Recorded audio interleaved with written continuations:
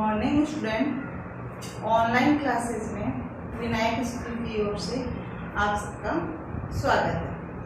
आज हम दो बैलों की कथा का तीसरा भाग पढ़ेंगे। ये कहानी जो है, इसकी कहानी के जो लेखक है वो प्रेमचंद है। प्रेमचंद का जन्म 1880 ईस्वी में बनारस में हुआ। कहाँ हुआ बेटे? बनारस के लम्ही गांव में।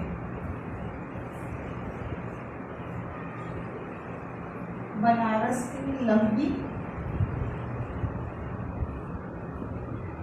गांव में इनका जन्म हुआ। मूल नाम इनका जो था वो था धनपत राय। क्या नाम था इनका? मूल नाम धनपत राय। और प्रेमचंद का देहांत जो है कब हुआ? 1936 ईस्वी में प्रेमचंद का देहांत हुआ। कहानियां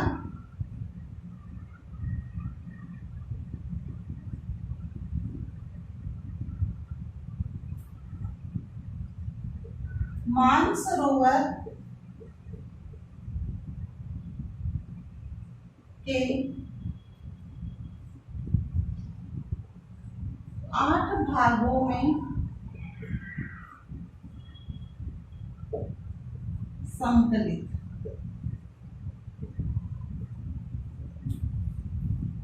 इनकी जो पत्रिका है वो है हंस, जागरण और माधुरी। ये इनकी क्या है? पत्रिका। और इनके उपन्यास जो है कायाकल्प,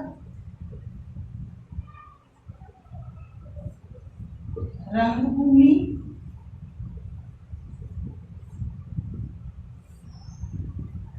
कर्मभूमि,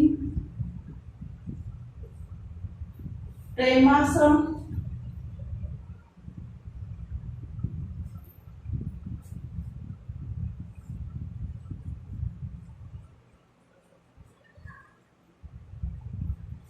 प्रेमाश्रम इनका जो है बहुत ही अच्छा उपन्यास है। निर्मला,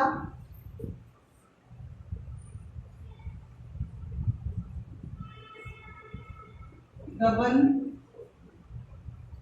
ये इनके उपन्यास रहे हैं। गोदान इनका उपन्यास जो था वो काफी प्रसिद्ध था। सेवा सदन आदि ये इनके उपन्यास रहे हैं। प्रेमचंद शिक्षा विभाग में इनकी एक सरकारी नौकरी थी, लेकिन उसे त्याग पत्र देकर असहयोग आंदोलन में सक्रिय रूप से इन्होंने भाग लिया था। और इन्होंने अपने कहानी उपन्यास में जो है स्त्रियों की दुर्दशा है, कृषकों की दयनीय दुर्दशा है और मजदूरी की दयनीय स्थिति है, दलितों का शोषण है, समाज में स्त्री की जो दुर्दशा हो रही है उसको इन्होंने अपने उपन्यास और कहानी के माध्यम से उसको उजागर किया। किसानों को, स्वाधीनता आंदोलन आदि को जो है इन्होंने अपने उपन्यास, कहानी आदि के माध्यम से जो है उजागर किया। दो बैलों की कथा, हम इनकी एक कहानी है दो बैलों की कथा, उसको हम पढ़ रहे थे। इस कहानी में झूरी काछी नाम का मालिक है, उसके दो बैल होते हैं, हीरा मोती, उनको बहुत प्रेम से रखता है। एक दिन वो अपने साले के साथ उन्हें गांव भेज देता है, लेकिन बैल देखते हैं कि ये हमें बेच रहे हैं। उन्हें बहुत अपने मालिक उसको क्रोध आता है, लेकिन प्रेम की भावना से वो गया के घर से छूटकर वापस भागकर अपने प्रथम मालिक के पास आते हैं। लेकिन दूसरे दिन वापस जो है गया उनको ले देता है और मोटे मोटे गराव से बांध देता है। तो वहां पे उन्हें अच्छा खाना नहीं मिलता है, सूखा भूसा ही मिलता है, खूब मेहनत करवाई जाती है और बहुत उनकी पिटाई की जाती है। जबकि झूरी काछी ने कभी उनको जो है फूल की छड़ी से भी छुआ नहीं था। वहां पर एक भैरव की बेटी होती है, छोटी बच्ची, वह उसकी स्थिति और बैलों की स्थिति समान होती है, क्योंकि छोटी बच्ची की माँ मर चुकी होती है और उसकी जो माँ होती है वो दूसरी माँ होती है। यहाँ पे बैलों का प्रथम मालिक नहीं है, गया क्या दूसरा मालिक है। तो जो दूसरा मालिक है उसके साथ क्या है, व्यवहार अच्छा नहीं होता, बच्चे के साथ भी व्यवहार अच्छा नहीं होता। तो बच्ची जो है बैलों की स्थिति को समझती है और वह अपनी भोजन में से हमेशा 2 चपाती 2 रोटी जो है दोनों बैलों को प्रेमत्व की भावना से खिलाती है। एक दिन रात को उन दोनों के गले में से गराव खोल देती है और वो वहां से भाग निकलते हैं। उन्हें हरा खाए हुए कई दिन हो जाता है, तो वो हरे खेत की मटर लगी हुई जो है खेत होता है, खेत के अंदर जो है हरी मटर की बेल लगी होती है, उसे देख कर उस खेत में घुस जाते हैं और अपने जो है पेट भरकर हरा भोजन करते हैं, मटर को खाते हैं। यहाँ तक हमने पढ़ा था भाग 2। अब आज हम पढ़ेंगे भाग 3। भाग 3 है पेज नंबर 12, अपनी पाठ्य पुस्तक है क्षितिज के पेज नंबर 12 पे भाग 3 को देखें। आज हम भाग 3 पढ़ेंगे। अरे ये क्या, कोई सांड डोंकता चला आ रहा है। हाँ, सांड ही है, वह सामने आ पहुंचा। दोनों मित्र बगले झांक रहे हैं। सांड पूरा हाथी है, उससे भिड़ना जान से हाथ धोना है, लेकिन न भिड़ने पर भी जान बचती नजर नहीं आती। इन्हीं की तरफ आ भी रहा है, कितनी भयंकर सूरत है। मोती मूक भाषा में कहा, बुरे फंसे, जान बचेगी, कोई उपाय सोचो। अब मोती और हीरा दोनों बैल खड़े हैं, सामने से देख रहे हैं। एक जो सांड है वो क्रोध करता हुआ डोंकता हुआ चला आ रहा है, एकदम हाथी की तरह, एकदम मोटा ताजा है। अब उसको देखकर हीरा और मोती आपस में बात कर रहे हैं कि आज तो जान बचनी क्या है, मुश्किल है। आज तो वहां से भागे तो क्या हुए, अगर हम सांड से भिड़ेंगे दोनों मिलकर भी तो भी जान बचती नजर नहीं आ रही है। तो दोनों जो है आपस में मोती और हीरा जो है मुख भाषा में बात कर रहे हैं कि जान बचेगी, कोई उपाय सोच जल्दी से। हीरा ने चिंतित स्वर में कहा, अपने घमंड में भूला हुआ है, आरजू विनती न सुनेगा। कि यदि हम उसके सामने विनती भी करेंगे कि हमें छोड़ दो, हमें माफ कर दो, हमें जाने दो, तो वह हमें छोड़ेगा नहीं, क्योंकि वह अपने घमंड में, अपनी शक्ति के घमंड में जो है डोबता हुआ आ रहा है। भाग क्यों न चले। तो उस वक्त जो है हीरा ने कहा मोती से, हम यहाँ से भाग क्यों जाते हैं, भागना कायरता है। हीरा ने जब मोती से कहा कि अपन यहाँ से भाग जाते हैं, तो मोती ने कहा नहीं, भागना कायरता है, तो फिर यही मरो, बंदा 9 2 11 होता है। हीरा ने कहा मोती से, तुम यहीं रहो, मरो, मैं तो यहाँ से भागता हूँ, 9 2 11 होता हूँ। 9 2 11 होना मुहावरा भाग जाना। और जो दौड़ाए तो फिर कोई उपाय सोचो जल्द। उपाय यही है कि उस पर दोनों जने एक साथ चोट करें। ये तो अकेला है, शक्ति है, लेकिन जब हम दोनों की शक्ति हो, दोनों की शक्ति मिलाकर एक हो जाएगी, तो हो सकता है इससे भी ज्यादा शक्ति हमारे अंदर हो। तो हम दोनों मिलकर इसके ऊपर एक साथ चोट करें।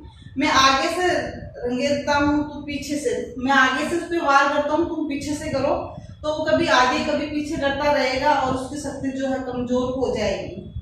दोहरी मार पड़ेगी तो भाग खड़ा होगा। मेरी ओर झपटे तो तुम बगल से उसके पेट में सिंग घुसेड़ देना। अगर वो मेरी तरफ से मेरे ऊपर वार करे तो एक तरफ से तुम उसके पेट में सिंग डालना, तो दूसरी तरफ तुम्हारे ऊपर वार करे तो मैं दूसरी ओर से उस पर वार करूंगा, उसके पेट में सिंग डालूंगा। उसके पेट में सिंग घुसेड़ देना जान जोखिम है, पर दूसरा उपाय नहीं है। दोनों मित्र जान हथेलियों पर लेकर लपके। किसके ऊपर? सांड पर। सांड को भी संगठित शत्रुओं से लड़ने का तजर्बा न था। सांड में शक्ति थी, लेकिन दोनों जो है अगर 2 4 व्यक्ति मिल जाए तो उनसे मिलकर जो है सांड को जो है एक साथ लड़ने का जो तजुर्बा नहीं था। जो ही हीरा पर झपटा, मोती ने पीछे से दौड़ाया। सांड उसकी तरफ मुड़ा तो हीरा ने रंगेदा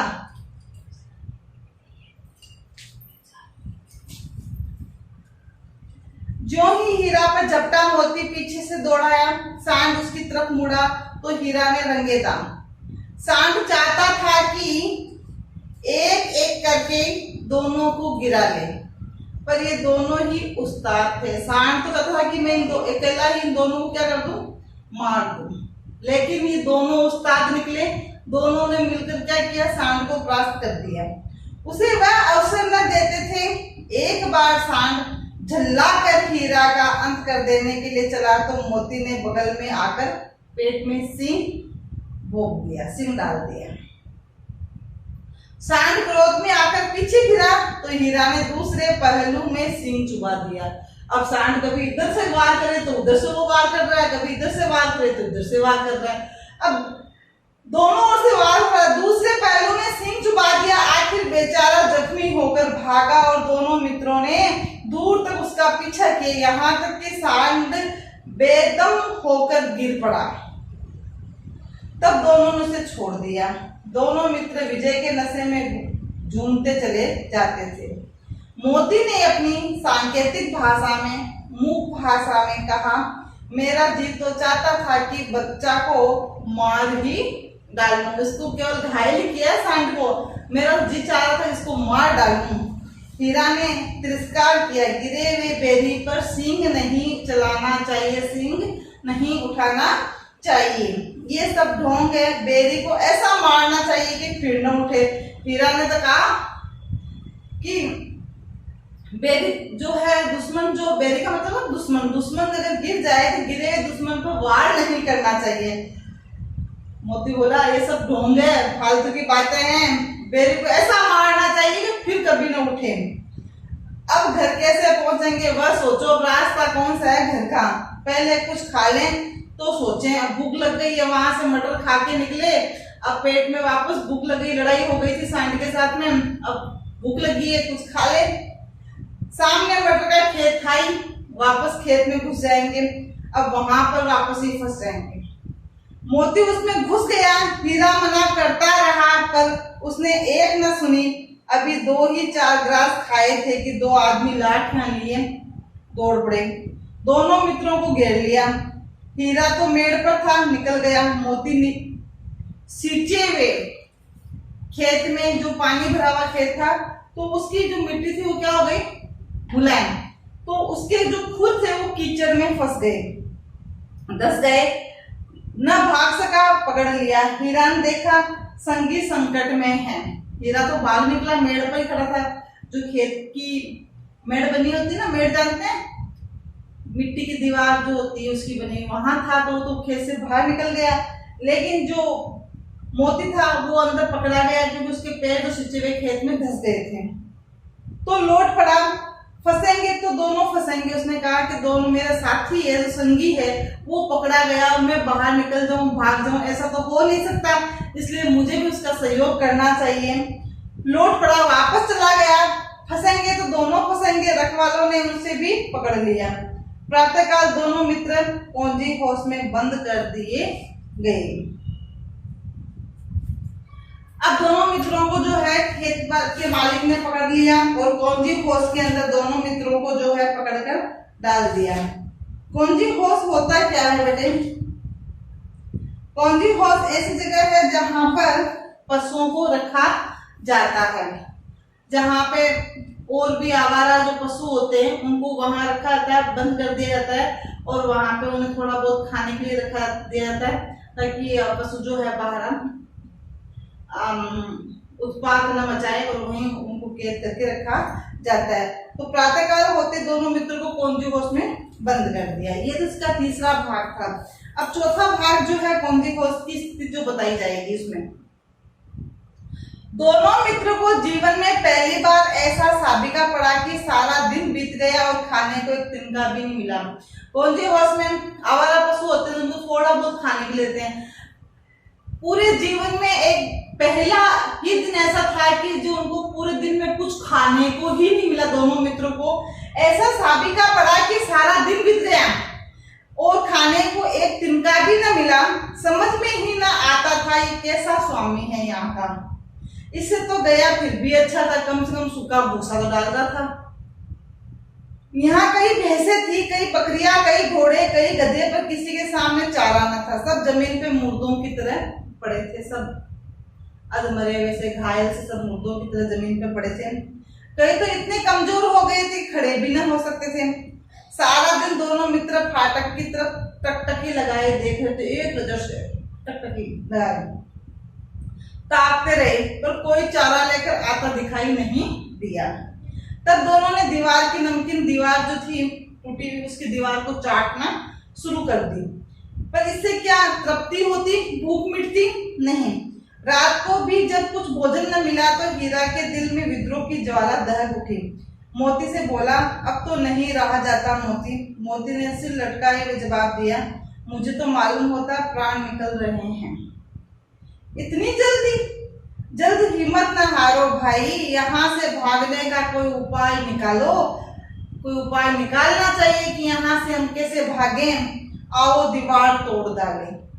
मुझसे तो अब कुछ नहीं होगा, भूख के मारे जान निकल जा रही है, अब मेरे से दीवार नहीं टूटेगी। बस इसी बूते पर अकड़ते थे, बस इतनी सी हिम्मत है, सारी अकड़ निकल गई। बाड़े की दीवार कच्ची थी, हीरा मजबूत तो था ही, पर अपने नुकीले सिंग दीवार में गड़ा दिए और जोर से मारा तो मिट्टी का एक चिपड़ निकल पड़ा। मिट्टी का चिपड़ निकलते उसने सोचा कि हाँ ये दीवार जरूर टूट सकती है। तो फिर उसका साहस बढ़ गया और उसने दौड़ दौड़ कर दीवार पर चोट की। बार बार उस दीवार के ऊपर क्या की बेटे? चोट की। अब बार बार दीवार पर चोट करने से थोड़ा थोड़ा मिट्टी का चिपड़ टूटते टूटते दीवार जो है चोट की, और हर चोट में थोड़ी थोड़ी मिट्टी क्या हुई बेटे? गिरने लगी।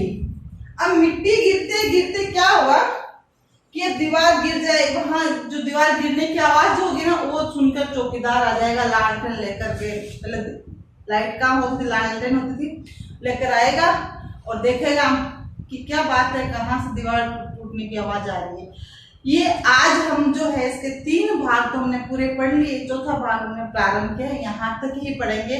आज इन दोनों बैलों को कौंजी हाउस में बंद कर दिया गया, जहाँ पे आवारा पशुओं को, लावारिस पशुओं को जो है बंद कर दिया जाता है, कैद कर दिया जाता है।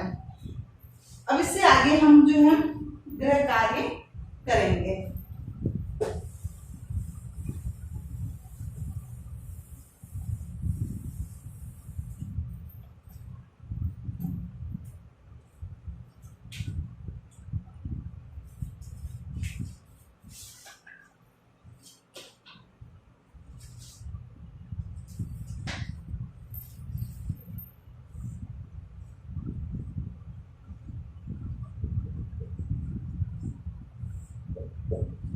गृह कार्य।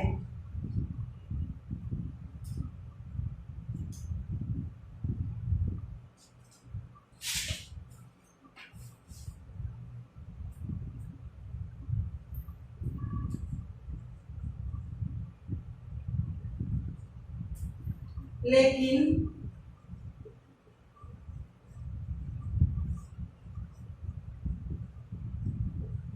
औरत जात पर सिंह चलाना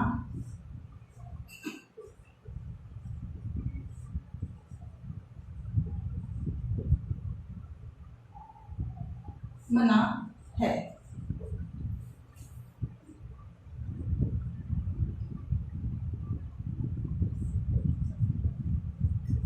ये भूल जाते हो।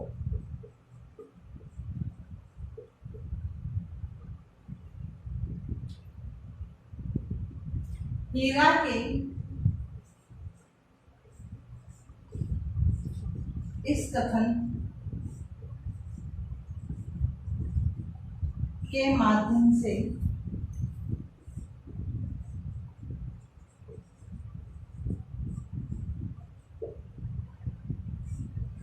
स्त्री के प्रति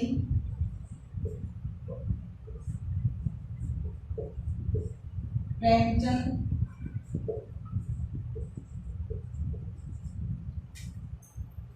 के दृष्टिकोण को स्पष्ट कीजिए।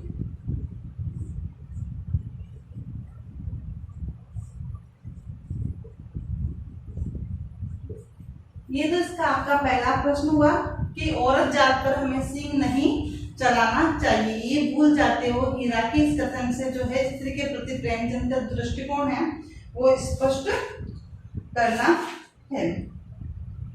उसके बाद आपको दूसरा प्रश्न है, यह प्रश्न आपकी पाठ्य पुस्तक में प्रश्न संख्या 6 वाला है और उसके बाद प्रश्न संख्या 7 वाला।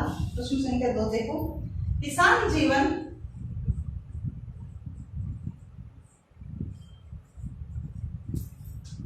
वाले समाज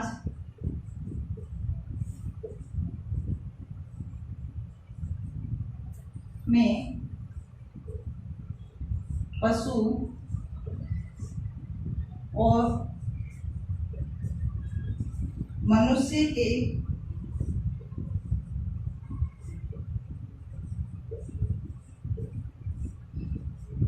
आपसी संबंधों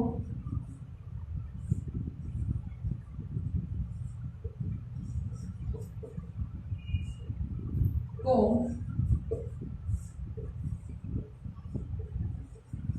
कहानी में किस तरह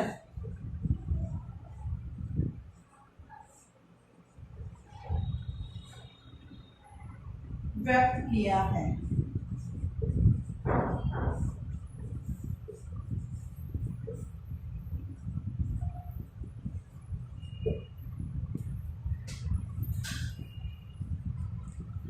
फिर देखो आज से स्पष्ट कीजिए प्रश्न संख्या 3। इसमें आपकी पाठ्य पुस्तक का जो प्रश्न है प्रश्न संख्या 9। आज से स्पष्ट कीजिए, अवश्य ही उनमें कोई ऐसी गुप्त शक्ति थी जिससे जीवों में श्रेष्ठता का दावा करने वाला मनुष्य वंचित है। और उसके बाद इसका ख है, उस एक रोटी से उसकी भूख तो शांत होती पर दोनों के हृदय को मानो भोजन मिल गया। उस एक रोटी से तो उनकी भूख क्या शांत होती, भूख तो शांत होने वाली नहीं थी लेकिन ऐसा मिलता कि उनके हृदय को मानो भोजन मिल गया। प्रेमत्व जो प्राप्त होता है वो प्रेमत्व से ऐसा लगता था कि उन्हें भोजन प्राप्त हो गया। इस तरह से ये 4 जो प्रश्न हैं आपको अपने अभ्यास पुस्तिका में जो है करने हैं। Thank you.